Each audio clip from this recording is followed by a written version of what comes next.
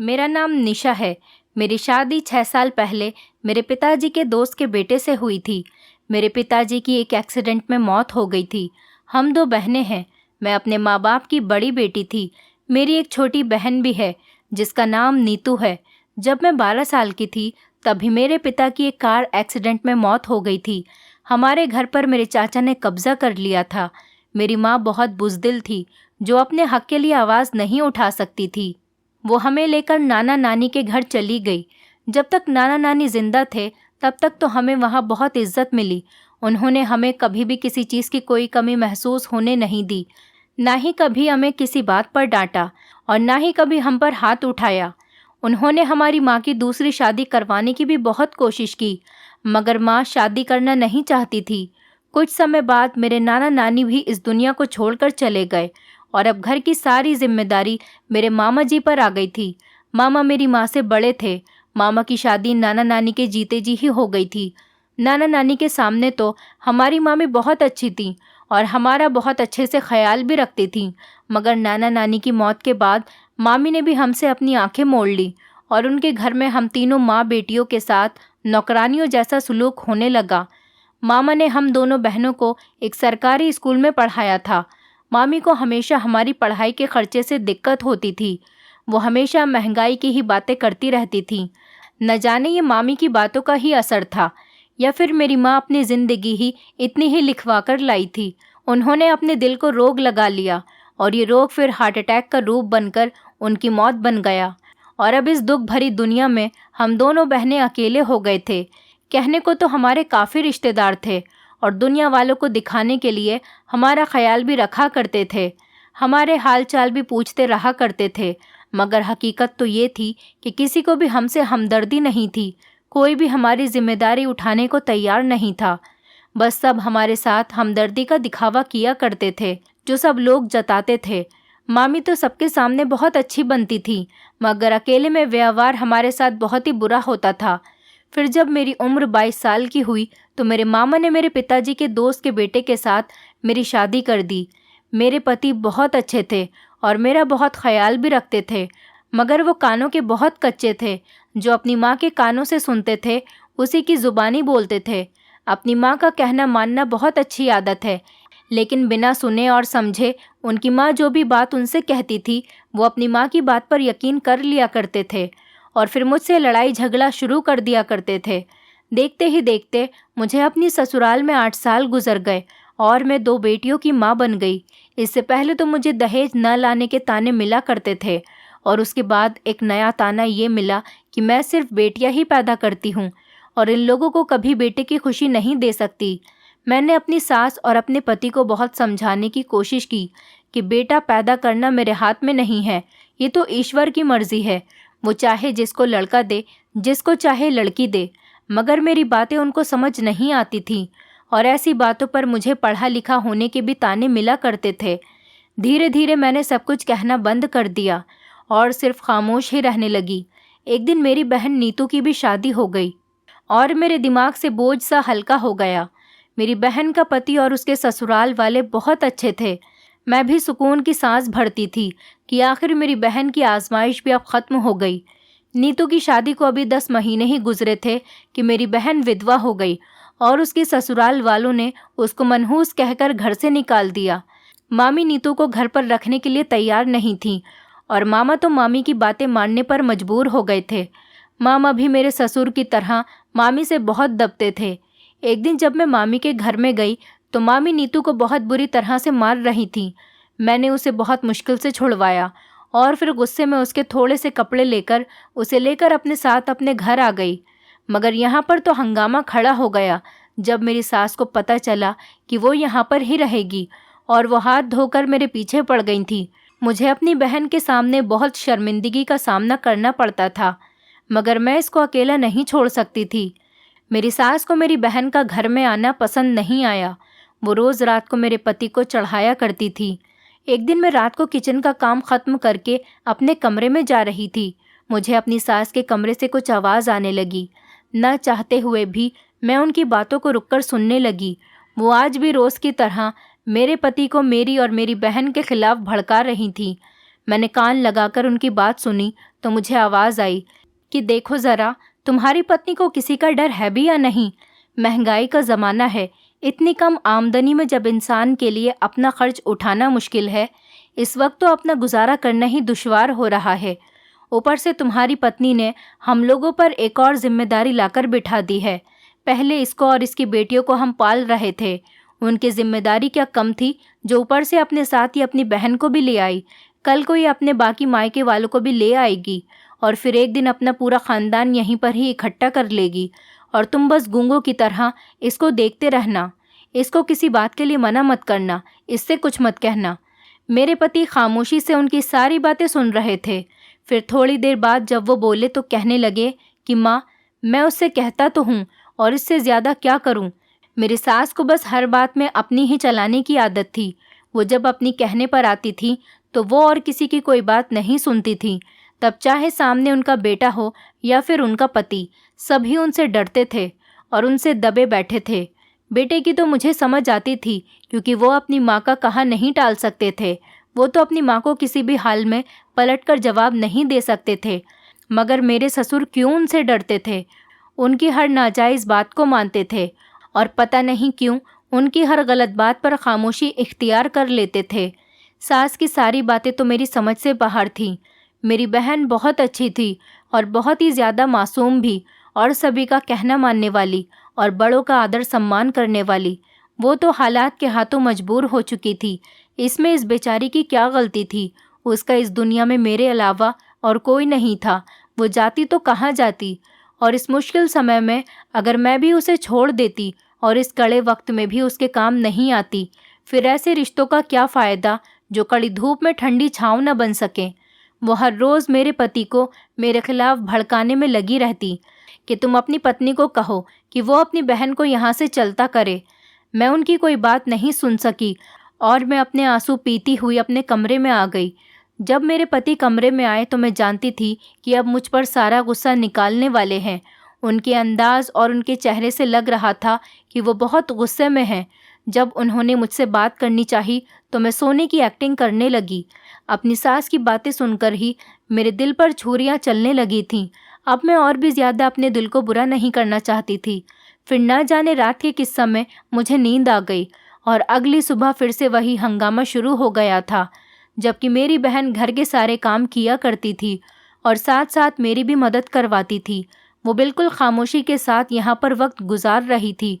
अगर मेरी सास उससे कुछ कह भी देती थी तो वो पलटकर कभी भी उनको जवाब नहीं देती थी। मगर वो भी सबका व्यवहार समझ रही थी और सबके अंदाज देख रही थी, और उसने मुझसे कहा कि वो मेरी मामी के घर चली जाएगी और वहाँ पर रह लेगी। मगर मैं जानती थी कि वहाँ पर मामी उसके साथ कैसा सलूक करेंगी, इसीलिए मैंने उसे सख्ती से वहाँ जाने को मना कर दिया और कहा कि तुम्हें परेशान होने की कोई ज़रूरत नहीं, मैं सब संभाल लूँगी। मगर अब घर के हालात मेरे काबू से बाहर होते जा रहे थे और अब मेरी सास उठते बैठते मुझे ताने मार मार कर कहा करती थी कि तुम्हारी बहन यहाँ पर कब तक रहेगी, और मैं उनकी इस बात पर खामोश रहती थी। मेरी एक ही नंद थी जो अपनी माँ की आदत की तरह बिल्कुल भी नहीं थी। वो तो बहुत प्यारी और अच्छी थी। उसकी शादी दूसरे शहर में हो गई थी। आज वो हमारे घर में अपने पति के साथ कुछ दिनों के लिए रहने के लिए आ रही थी। उसके आने से मेरे अंदर हिम्मत बनने लगी थी, क्योंकि वो जब अपनी माँ को मेरे साथ नाइंसाफ़ी करते हुए देखती थी तो अपनी माँ को वहीं टोक दिया करती थी। मेरी नंद तो मुझे बहुत पसंद थी, लेकिन मुझे उसका पति बिल्कुल भी पसंद नहीं था। अजीब सा बदतमीज़ इंसान था। उसे तो किसी को देखने की भी तमीज़ नहीं थी। मगर मैं सब कुछ नज़रअंदाज कर देती थी। अगर मैं उसके बारे में किसी से कहती भी तो किससे कहती। मैंने अपनी नंद के लिए खाना बनाया था। मैं अपनी तरफ से किसी को भी शिकायत का मौका नहीं होने देती थी। जब मेरी ननंद और उसका पति हमारे घर आए तो मेरी बहन उनसे मिलने के बाद कमरे में जाकर बैठ गई, और रात को मेरी सास ने कहा कि अपनी बहन से कहो कि वो स्टोर रूम में जाकर सो जाए या फिर बाहर गैलरी में सो जाए, क्योंकि उस कमरे में मेरी बेटी और दामाद रुकेंगे। मुझे अपनी बहन पर बहुत ख्याल आया और मैंने सोचा कि इतनी गर्मी में वो स्टोर रूम में कैसे सो सकती है। वहाँ ना तो कोई पंखा था और ना ही कोई खिड़की।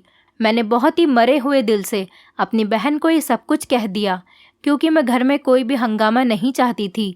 वो बेचारी मेरे कहने पर गैलरी में सो गई और हम सब लोग भी अपने अपने कमरों में सोने के लिए चले गए। आधी रात का समय था जब अचानक से एक शोर की आवाज़ से मेरी आंख खुल गई। मैं और मेरा पति बाहर की तरफ भागे। देखा तो बाहर सब लोग खड़े थे। मेरी सास मेरी तरफ देखते हुए कहने लगी कि इस दिन के लिए तुम अपनी बहन को यहाँ लेकर आई थी ताकि ये मेरी बेटी का घर बर्बाद करने की कोशिश करे।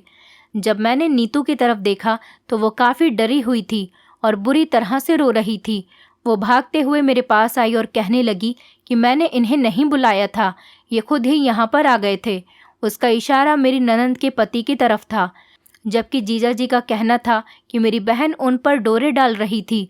घर में तो जैसे एक तमाशा सा बन गया था। मैं अपने आप को सबके सामने बहुत शर्मिंदा महसूस कर रही थी और जानती थी कि मेरी बहन कभी ऐसा नहीं कर सकती, मगर ये जो कुछ भी हो रहा था उसने मेरे दिल को बहुत ठेस पहुंचाई थी।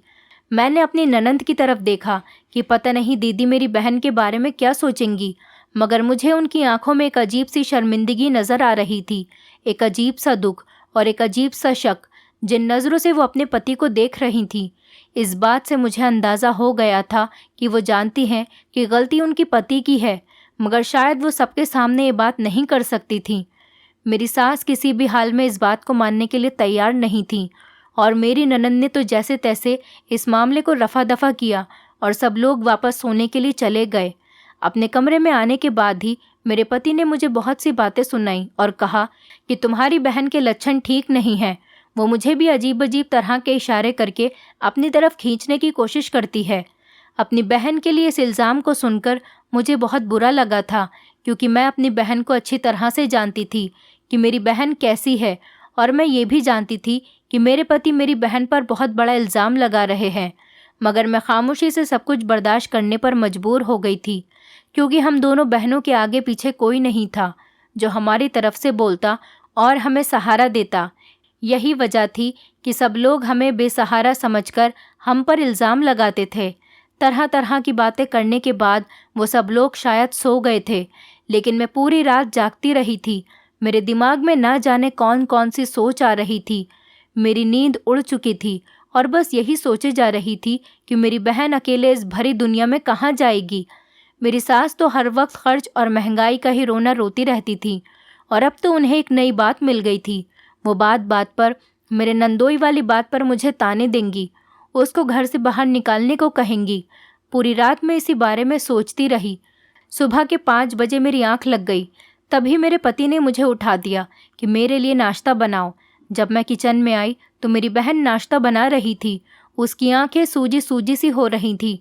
उसका चेहरा देखकर मुझे अंदाज़ा हो गया था कि वो भी पूरी रात नहीं सोई होगी, जैसे कि मैं जाग रही थी। मुझे देखकर उसने अपने चेहरे पर झूठी मुस्कुराहट सजाई। मेरा दिल दुख से भर गया। मैं उस बेचारी के लिए कुछ भी नहीं कर सकती थी। जब मेरी नंद सोकर उठी तो उसने बिल्कुल नॉर्मल तरीके से हम लोगों से बात की, जैसे कि रात कुछ हुआ ही ना हो, और नाश्ता करने के बाद उसने अपने घर जाने की तैयारी शुरू कर दी।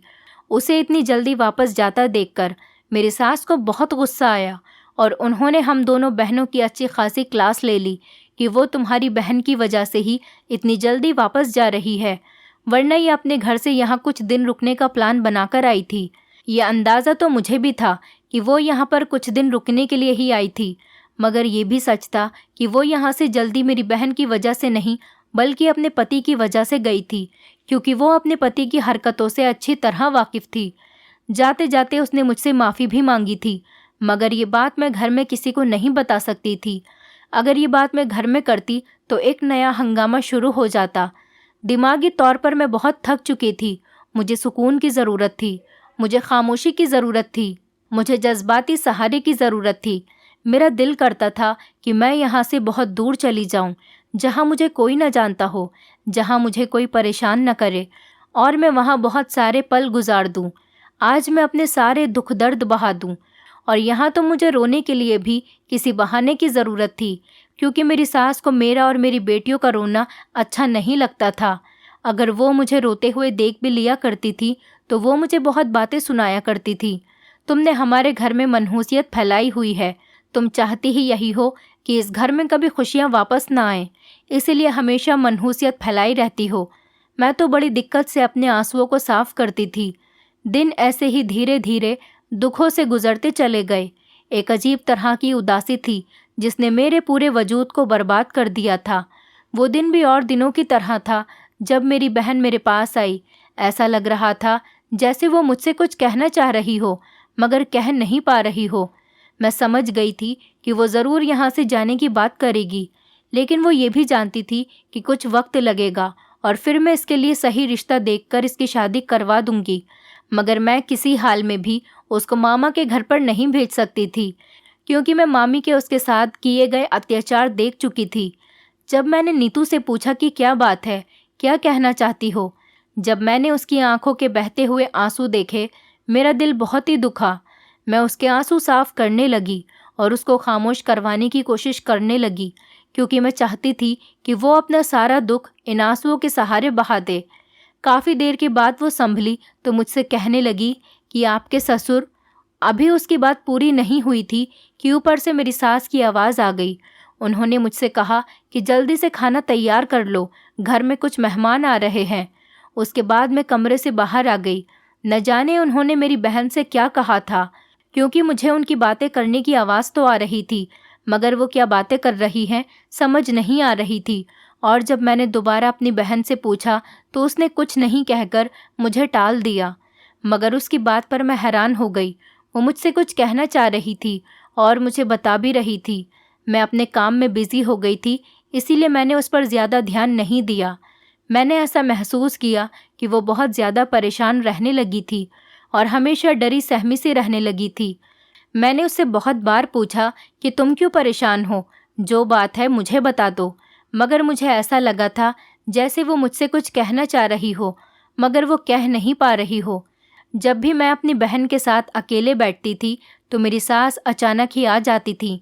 मुझे उनका व्यवहार बहुत चौंकाने लगा था। मुझे लगने लगा था कि वो नहीं चाहती कि मैं अपनी बहन के साथ अकेले में समय गुजारूं, उसके साथ बातें करूं। मगर वो ऐसा क्यों कर रही थी? ये मैंने सोचा कि उनके दिमाग में ये वहम होगा कि हम दोनों बहनें उनकी बुराइयां करते हों। इसी वजह से वो नहीं चाहती हों कि हम दोनों बहनें अकेले में बैठकर बातें करें। फ़िलहाल जो भी था, मैं अपनी बहन की वजह से बहुत परेशान थी, इसलिए मैंने आस पड़ोस की औरतों से उसके रिश्ते के लिए कह रखा था वो कोई ऐसा रिश्ता बताएं जो सादगी से शादी करके मेरी बहन को ब्याह कर ले जाए और जिन लोगों को दहेज का लालच न हो। पड़ोस की रहने वाली एक आंटी तो बहुत ही अच्छी थी। वो बिल्कुल मुझे अपनी बेटियों की तरह प्यार करती थी। उन्होंने मुझसे कहा था कि वो ज़रूर मेरी बहन के लिए कोई अच्छा रिश्ता देखेंगी। उनसे बात करके मुझे तसल्ली हो गई थी। उस दिन मैं रोज़ की तरह जब सुबह को उठी तो बाहर से अजीब तरह के शोर की आवाज़ सुनाई दी। जब मैं अपने कमरे से बाहर आई तो ये मंजर मुझे देखने को मिला। मेरी सास ने मेरी बहन का बाजू पकड़ा हुआ था और बुरी तरह से उस पर चिल्ला रही थी, और दूसरी तरफ मेरे ससुर खड़े थे। मैं जल्दी से उनके पास गई और उनके हाथ से अपनी बहन का बाजू छुड़वाया और उनसे कहने लगी कि माँ जी, क्या हुआ है? आपने क्यों सुबह सुबह हंगामा किया हुआ है? हर रोज़ उसको कटघरे में लाकर खड़ा कर देती हो। मैं नहीं जानती थी कि अचानक गुस्से में मेरी आवाज़ कैसे बुलंद हो गई, वरना मैं हमेशा अपनी सास से धीमी आवाज़ में ही बात किया करती थी। चाहे वो मुझे कुछ भी कहती, चाहे वो मुझ पर कितना ही गुस्सा क्यों न दिखाती थी, मैं उन्हें पलटकर कभी भी जवाब नहीं देती थी। मगर आज मेरी बर्दाश्त जवाब दे गई थी। उन्होंने मुझसे कहा कि आज मैं तुम्हें तुम्हारी बहन की करतूत दिखाती हूँ। वो मुझे पकड़कर अपने पति के बिस्तर पर ले गई और जब उन्होंने तकिया हटाया तो उसके नीचे मेरी बहन की चूड़ियाँ और उसके इस्तेमाल की कुछ चीज़ें पड़ी हुई थी। ये सब देखकर तो मैं हैरानी रह गई थी और उनसे पूछने लगी कि ये सब क्या है और ये यहाँ पर कैसे आया। मेरी सास कहने लगी कि यही बात तुम अपनी बहन से पूछो। इससे तो पहले वो मेरे दामाद को ले जाने की कोशिश कर रही थी और जब उनसे नाकाम हो गई तो मेरे पति पर डोरे डालने लगी। ऐसी घटिया लड़की को मैं एक पल भी अपने घर में नहीं रुकने दे सकती। हमने तो इस लड़की की मदद की, अनाथ समझकर इसको अपने घर में सहारा दिया, लेकिन ये लड़की तो हमारे ही घर के मर्दों पर डोरे डाल रही है। अपनी बहन को निकालो यहाँ से, वरना तुम्हें भी इसके साथ साथ धक्के देकर निकाल दूंगी। यहाँ से निकलो, जहाँ मर्जी चाहे जाओ यहाँ से निकलकर, और जाते जाते अपनी बेटियों को भी साथ लेकर जाना। इतना सब कुछ हो रहा था, लेकिन मेरे पति और ससुर खामोशी खड़े हुए सारा तमाशा देख रहे थे। मैं अपने ससुर के पास गई और उनसे कहा कि आप मुझे बताइए क्या हुआ है, मगर वो मुझसे नज़रें चुराने लगे और घर से बाहर चले गए। मगर मेरी सास ने तो बहुत ही हंगामा खड़ा कर दिया था। आस पड़ोस के सभी लोग घर में आकर उनका ड्रामा देख रहे थे। वहाँ पर मौजूद सभी लोग हम दोनों बहनों को अच्छी तरह से जानते थे और मेरी सास को भी। अब मेरे पास कोई चारा नहीं था सिवाय इसके कि मैं अपनी बहन को इस घर से भेज दूं। लेकिन मैं सोच में पड़ गई कि मैं इसको कहाँ भेजूं। हमारा तो कोई अपना नहीं था, कोई भी ऐसा नहीं था जो उसको सहारा दे सकता था। तभी पड़ोस की वही आंटी जिनसे मैंने रिश्ते के लिए कहा था, मेरी मदद करने के लिए आगे आई। उन्होंने मुझसे कहा कि इतनी बेइज्जती होने के बाद भी इस घर में तुम अपनी बहन को रखना चाहोगी। उनकी बात सुनकर मेरी आंखों में आंसू आ गए। मैंने उनसे कहा कि मुझे समझ नहीं आ रहा मैं क्या करूं, आप ही मुझे बताइए। मुझे तो कोई रास्ता नज़र नहीं आ रहा, आखिर अपनी बहन को कहाँ भेजूं। वो कहने लगी कि तुम फिक्र मत करो, इसे मेरे साथ भेज दो, मैं इसके रहने का बंदोबस्त कर दूंगी और तुम्हें इसकी फ़िक्र करने की बिल्कुल भी ज़रूरत नहीं, मैं इसका बहुत ख्याल रखूंगी। मैंने उन पर यकीन करके अपनी बहन को उनके साथ जाने दिया। ऐसा नहीं था कि मुझे आंटी पर भरोसा नहीं था, लेकिन ऐसा भी नहीं था कि मैंने अपनी सास पर यकीन कर लिया था। ये देखकर मैं हैरान थी कि उसका सामान पहले से ही चारपाई पर बाहर कैसे पहुंच गया। और मेरे ससुर ने तो ये कहा था कि मेरी बहन उनके पास गई थी और उन्होंने इसे वापस भिजवा दिया कि वो उनकी बेटी जैसी है। अपने ससुर की बात सुनकर मैं हैरान रह गई थी। मुझे उनसे ऐसी किसी भी बात की उम्मीद नहीं थी, क्योंकि वो किसी के मामले में भी नहीं बोलते थे। वो अपने काम से काम रखते थे और बहुत ही शरीफ इंसान थे। मगर अब वो ये सब क्यों कह रहे थे, मैं ये सब सोच सोच कर उलझती जा रही थी। कुछ दिनों बाद ही मैंने ये बात नोटिस की कि मेरी बहन जिस दिन से यहाँ से गई थी, मेरी सास तभी से बहुत खुश नज़र आ रही थी। ऐसा लग रहा था जैसे मेरी बहन यहाँ पर बोझ बनकर रह रही थी, और जब वो बोझ उन पर से हटा तो वो बहुत ज़्यादा सुकून से हो गई। और फिर कुछ दिनों के बाद मेरी ननंद रोते रोते अपने बच्चों को लेकर यहाँ पर आ गई। सब उसके ऐसे अचानक घर आने पर और उसके इतना रोने पर परेशान हो गए, और जो खबर उसने सुनाई उसको सुनते ही मेरे घर वालों के होश उड़ गए। उसने बताया कि उसके पति ने दूसरी शादी कर ली है और अब वो कभी भी अपने पति के घर वापस नहीं जाना चाहती। ये सुनकर तो मेरी सास बेसुध हो गई थी। घर में परेशानियों के जैसा माहौल बन गया था। सब अपनी अपनी जगह बहुत परेशान नजर आने लगे थे, लेकिन सबसे ज़्यादा बुरा हाल मेरी ननंद का था। उसे ना तो खाने का होश था और ना ही किसी और चीज़ का। मैं तो पहले ही अपनी बहन की वजह से बहुत परेशान थी, क्योंकि इतने दिन हो गए थे मैं उससे मिलने तक नहीं जा पाई थी। जब मैं आंटी के घर गई तो उन्होंने बताया कि वो मेरी बहन की शादी कर रही हैं। लड़का उनका भांजा है जिसकी पहली पत्नी मर चुकी है। ये सुनकर मुझे बहुत खुशी हुई, लेकिन मैं एक अजीब सी सोच में पड़ गई थी। मैंने आंटी को कहा कि मैं एक बार उस लड़के को देखना चाहती हूँ और उससे मिलना चाहती हूँ। आंटी ने मुझसे कहा कि तुम्हारी बात अपनी जगह बिल्कुल ठीक है, तुम ज़रूर इस लड़के से मिल सकती हो, लेकिन जब मैं इस लड़के को बुलाऊंगी तब मैं तुम्हें भी यहाँ पर बुला लूँगी। और मेरी बात ध्यान से सुन लो, मैंने नीतू को अपनी सगी बेटी की तरह ही समझा है। जैसा मैं अपनी बेटियों को समझती हूँ वैसा ही तुम दोनों बहनों को भी समझती हूँ। आंटी की बातों पर मेरी आंखों में आंसू आ गए थे। सच कहते हैं, परेशानी में अगर कोई काम आ जाए तो वह इंसान दुनिया में सबसे ज़्यादा अच्छा लगने लगता है, और इस वक्त मुझे आंटी इस दुनिया की सबसे अच्छे इंसान नज़र आ रही थी।